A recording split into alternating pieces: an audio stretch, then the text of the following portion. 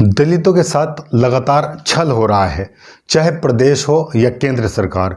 कुछ ना कुछ ऐसे कारनामे होते रहते हैं जिससे दलितों के साथ हो रहा भेदभाव देखा जा सकता है। मैं खुद एक शिक्षक हूं, लेकिन शिक्षक के साथ साथ एक इंसान हूं। इंसानियत मेरे अंदर जिंदा है और जिसके चलते पढ़ाई से हटकर मैं ये वीडियो अपलोड कर रहा हूं। दिल दहला देने वाली घटना ने जिस प्रकार से देश को हिलाकर रख दिया है, इससे यह साबित होता है कि केंद्र सरकार और प्रदेश सरकार लॉ एंड ऑर्डर मेंटेन करने में बिल्कुल भी कामयाब नहीं हो पाई। जी हाँ, जिस प्रकार से हाथरस प्रकरण में मीडिया को पीड़ित परिवार से दूर रखा गया, इससे आप समझ सकते हैं कि कितना बड़ा सच छुपाया जा रहा है। बड़ा दर्दनाक है। उस पीड़िता को रात के 3 बजे शमशान में जाकर उसका अंतिम संस्कार किया गया, घर वालों की अनुपस्थिति में, घर वालों की बिना रजामंदी के। घर वालों को हिंदू सभ्यता के हिसाब से रीति रिवाज करने थे, वह नहीं कर सके, वह नहीं दे सके अपनी बेटी को श्रद्धांजलि। यह सब क्यों हो रहा है? लगातार दलितों के साथ इस प्रकार के कांड, चाहे वह हाथरस का कांड हो, हाथरस के कांड को लेकर विभिन्न संगठन संवेदना जताने के लिए जिस तरीके से राजनीतिक रोटियां सेकने में लगे हुए हैं, वह केवल दर्दनाक ही नहीं बल्कि बेहद चिंता का विषय भी है। विचलित करने वाली इस घटना पर कितनी गंदी और सस्ती राजनीति हो सकती है, इसका उदाहरण है कि उन मुख्यमंत्रियों की भी नसीहत भरे बयान जिन्होंने अपने राज्य में ऐसी घटनाएं घटती हैं। क्या जघन्य अपराध पर चिंता व्यक्त करने के लिए गंदी राजनीति करना जरूरी है? क्या यह काम बगैर राजनीति रोटी सेकने के नहीं हो सकता?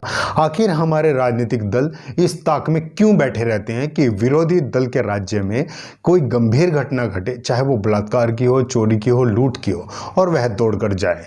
क्या इस तरह की राजनीति से समाज की मानसिकता का निदान हो पाएगा, जिसके चलते कमजोर तबका हमेशा हिंसा का शिकार बनता है?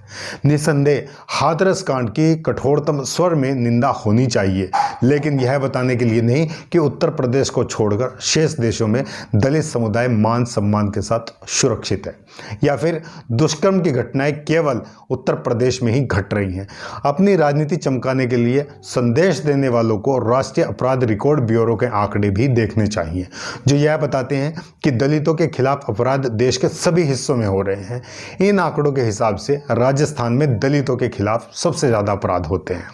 क्या यह उचित नहीं होगा कि हाथरस जाने की जिद पकड़े तमाम लोग जो भी आज हाथरस जाना चाहते हैं, वो उत्तर प्रदेश की जगह तमाम ऐसी जगह पर भी जहां दलितों के ऊपर उत्पीड़न हो रहा है और अपनी भागीदारी दिखाएं? दलितों के खिलाफ अपराध को दलगत राजनीति के चश्मे से देखने वाले दलित समुदाय के हितैषी नहीं हो सकते। आखिर क्या कारण है? उत्तर प्रदेश का शासन प्रशासन सबके निशाने पर है, लेकिन उस दलित और स्त्री विरोधी मानसिकता के खिलाफ मुश्किल से ही कोई आवाज सुनाई देती है, जो हाथरस की घटनाओं के लिए अभी जिम्मेदार है। इस देश का यह दुर्भाग्य भी है कि जब भी पार्टी किसी विरोध की प्रवृत्ति में होती है तो वह वर्तमान सरकार पर खूब कटाक्ष करती है।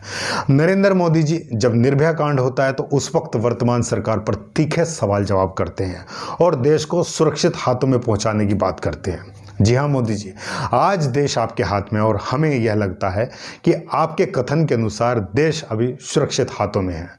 अब आप बताइए कि प्रदेश में और देश में जब आपकी सरकार है तो इस प्रकार के मामले खास करके जो दलितों पर हो रहे हैं क्यों हैं? क्यों दलितों को टारगेट किया जा रहा है? क्या वापस गुलाम बनाने की तैयारी में है दलितों को? क्या दलितों को टारगेट करके उनको नीचा दिखाने की तैयारी की जा रही है? तमाम ये सवाल हैं जिनके जवाब मैं आपसे कमेंट बॉक्स में चाहता हूं, और सरकार को मैं चेतावनी भी देना चाहता हूं कि कृपया करके वो कम से कम जो देश का चौथा स्तंभ होते हैं मीडिया, उनको कम से कम इस तरीके के मामले में दूरी ना बनाए रखें और उनको अंदर आने की अनुमति दें। आपको मेरा ये वीडियो अगर पसंद आता है तो please like, share and comment करें, और मेरे चैनल को सब्सक्राइब करना न भूलें। बेल आइकन को जरूर प्रेस करें ताकि आपको नए नोटिफिकेशंस मिलते रहें।